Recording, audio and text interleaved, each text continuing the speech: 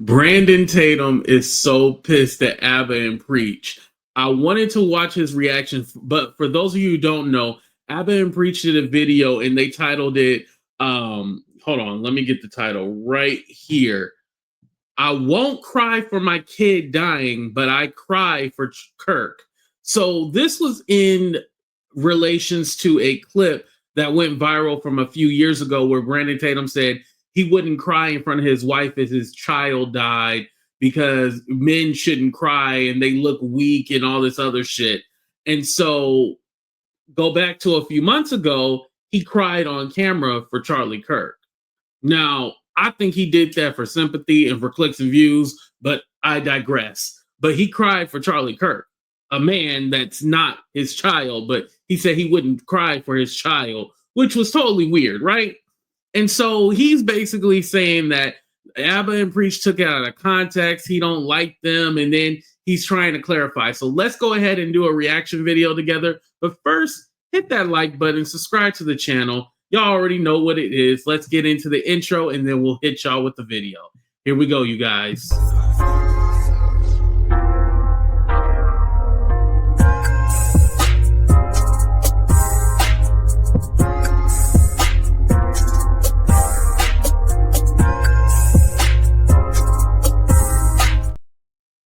Yo, Brandon Tatum has been having a rough couple of months because he gets it from the left and he gets it from the right. And now he's realizing that he's been used as the raccoon that he is to spread false and misinformation about Black people. And now that he's so pro-Israel, they're all like, we don't need you. You know, he's got into it with Tucker Carlson, Nick Fuentes. He was throwing shots at Candace Owens, but he seemed to have moved on from that. But let's go ahead and get into this clip, you guys.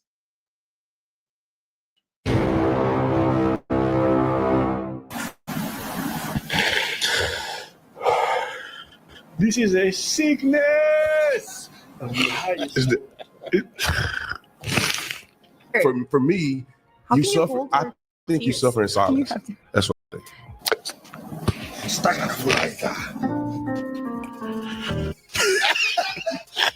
But you try to make a point to bash a person who had an emotional response to his friend getting assassinated in front of the world.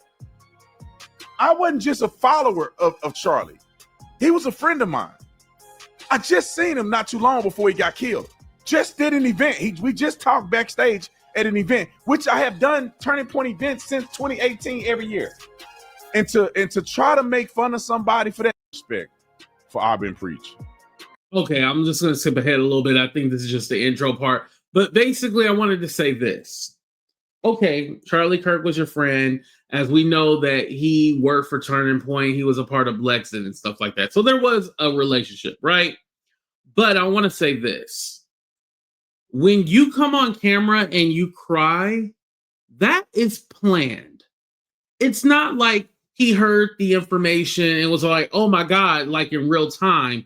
Like literally, you heard that he got shot, and what you decided to do was turn on your camera, go live immediately, and then do this whole crying. Like that was pre-planned.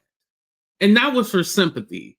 And then let's not forget, you decided to sell Charlie Kirk shirts. Now he's saying that he donated the money to Turning Point and stuff like that. Okay, but immediately you start making shirts and say, oh, I'm gonna sell them. Y'all, don't let them play in your face. Let's continue. After this video, you know, it's fair game to criticize people. It's fair game. We're internet people. I'm not going to sue nobody over fair criticisms. But to take a video from 2 years ago to somehow leverage that to make fun of me for crying, tearing up when Charlie Kirk was murdered is insane to me. If I lost followers or something, you know, somebody gave a bad review on my store and I cried about it, I can see somebody trying to leverage that to make fun of me. That's fine. It's fair game. But for you to be so disgusting, to try to make a point, which my original point wasn't even nothing that that they're referring to, but to try to make a point to bash a person who had an emotional response to his friend getting assassinated in front of the world. I wasn't just a follower of Charlie. He was a friend of mine. I just seen him not too long before he got killed. Just did an event. We just talked backstage at an event, which I have done Turning Point events since 2018 every year.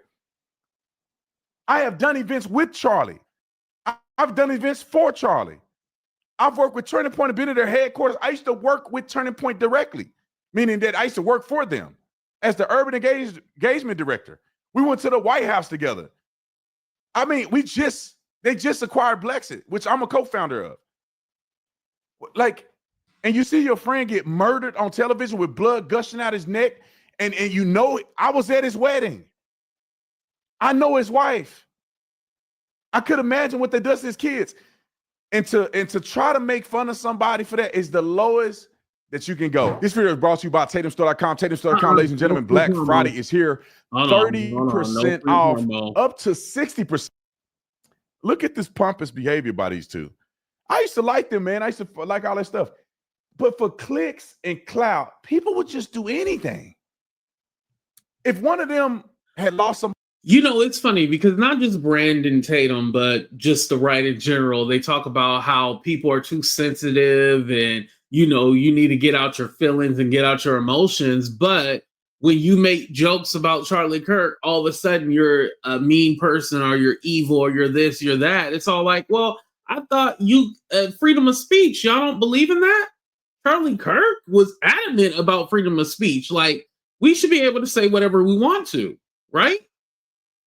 Body that they cared about and they teared up on camera, there's no way in the world I'll be making fun of these guys. But I'll play the clip.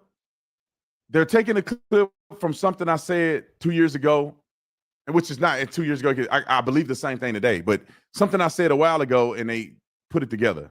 Or at least somebody else put together, and they're promoting it. Roll the clip. I saw this clip going viral, and it did make me chuckle. It involves Officer Tatum and his opinions on men crying. Let me make sure I know exactly. 2 years ago about men crying, he said some interesting things. So why don't we just take a look at that together? I would say that a lot of women are going to lose attraction for you if you cry in front of them. Weak men are viewed as unattractive. And you can make the argument that crying can be viewed as a weakness. I think that time out. Listen to what he said. That crying could be. That's what he said. That crying could be a weakness. If you're on a battlefield and your first line of command or a point guy is crying, what do you think that's going to do to you? I'll explain my point of perspective here, and then we're going to get to the rest of it. Roll the clip. Men should not show all of their emotions to women, because women judge men very harshly on that. I would never cry in front of my wife. Really? I just wouldn't. What if your kid died? That's a different thing. I mean, I would try not to cry in front of my wife. All right, if my kid. I have never, and my wife has never seen me cry. I've never cried in front of my wife. And that's where I grew up. You never see me. I never saw my dad cry a day of my life until his father died, till my grandfather died, and my dad was at the funeral. Never seen my dad cry. Never seen my grandmother cry. I saw her cry one time in my life. So this is the perspective that I'm coming from. And then I said, I'll never cry in front of my wife, which I have never cried in front of my wife. The second thing they wait, so hold on. So Abba and Preach had brought this up. Like, your wife is the person that you should be able to cry to, you know? Like, y'all supposed to have the strongest bond ever. A bond from God himself. And you can't cry in front of her because you're afraid to show weakness. But here's the thing. If you're crying because someone passed away or somebody died, that's normal. That's normal. You should. But according to this clip, I try my hardest not to cry. But for Charlie Kirk, you got on camera and decided to turn it on and start the waterworks. And somehow that wasn't showing weakness. See how it contradicts itself? I just wanted to put that out there. brought up my child. I said, that's a different thing. I would not want to cry in front of my wife. I will try not to cry in front of my wife. That's what I said. I didn't say I wouldn't cry if my kid died. Keep rolling. Be like, I'm her foundation. I'm her strong point. I'll cry on my own, but if everything is going south, I want my wife to know I'm strong in that situation. I heard a guy say this, is that when my father passes away, which everybody's parent is going to pass away, I'm not going to cry at his funeral. I don't want to cry at his funeral. I want my father to know that I'm strong enough to stand up and have this conversation. I've compartmentalized what has happened. I'm very angry. All right, pause. So as you listen to it, I said I saw a clip of a guy say that I'm not going to cry at my dad. I didn't say I wasn't going to cry at my dad's funeral. I said the guy that I admired had said this, that he's not going to cry at his dad's funeral. He wants to be the strong person. And I admired him saying that. This is what I said. I didn't say I wouldn't cry at my dad's funeral, but I admired. So you a crybaby. Okay, we got it. The guy that said the reasons why he wouldn't cry, because he needs to be strong for his father. And every man, in my personal opinion, would want to have that perspective. That's not saying that if the rubber hit the road, you're not going to cry at your dad's funeral. And I never said that men don't cry.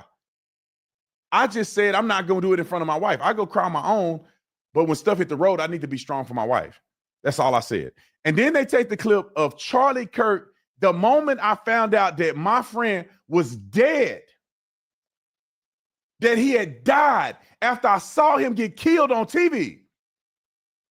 And I thought about his kids and his wife. Roll the clip. Because you don't get your lick back.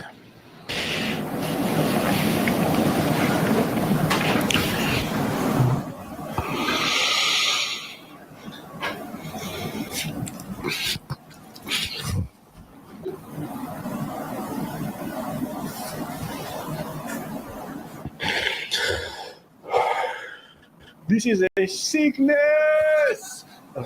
I'm just wondering, was there any tears that actually came down his face? I have to go watch the longer clip of it, but I don't think there was any like real tears. It was more like, man, you can't get your lick back. All this sad.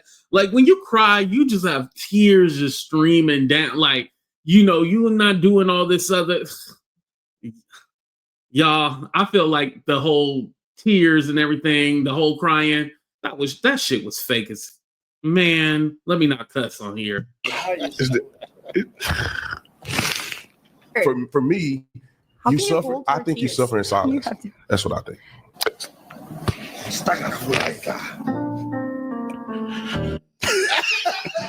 I thought it was me music at first. I didn't realize. Think about this. Now, I have cried multiple times because of Charlie's death. The only reason I could have turned the feed off, been like, I'm gonna turn the feed off. The only reason I didn't is because I wanted people to understand the raw emotion of what happened with Charlie and that they weren't alone in that particular situation. That for what people were feeling when Charlie died, they weren't alone. They weren't alone in that. And so I just told them, I didn't tell them to cut the feed.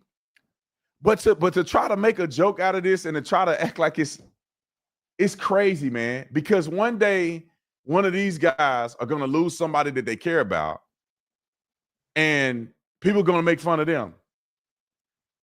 And to me, it's really. Does he not realize, like, being a YouTuber, you're a public figure, right? People make fun of you all the time. It's not like it's trust me, Abba and Preach aren't the only ones who made fun of Brandon Tatum. I think we all have. I was very suspicious when he started selling shirts. I'm sorry. I don't care if you say you were donating them, but the first thing you do is like, oh, I'm going to sell some shirts. Because let's be honest about something. Charlie Kirk wasn't broke. And Turning Point has plenty of investors and, they still rocking and rolling. So at the end of the day, what money did they really need? And especially that whole WWE WrestleMania memorial service they had, I'm pretty sure they're good with the money. I don't think they need any money. To me, it just seemed like some bullshit that he tried to conjure up, and he's trying to get the clicks and the views and everything like that. But everybody sees Brandon Tatum for who he is. And he knows that he's been getting a lot of heat for his support of Israel. And so now he's just kind of been going at everybody because, again, a lot of people have seen him for the fake and phony that he is. He literally is a MAGA shill who was used. He was used. Again, a white person say something, they'll get called racist. But because he's black, he can say stuff against other black people. That's what you were used for, just like Candace Owens. So I don't feel bad for him at all. And at the end of the day, the party that talks about the left is so sensitive and liberal tears and stuff like that, they sure do get in their feelings and do a lot of crying. But hey, what do I know? But you guys, go ahead and hit that like button, subscribe to the channel. I just found this interesting because, like I said, if y'all haven't checked out Abba and Preach's video, it is hilarious. Like, they even have this song called like White Daddy, like, because they were making fun of him because he was crying for his white daddy, Charlie Kirk. Actually, I'm gonna title this video that.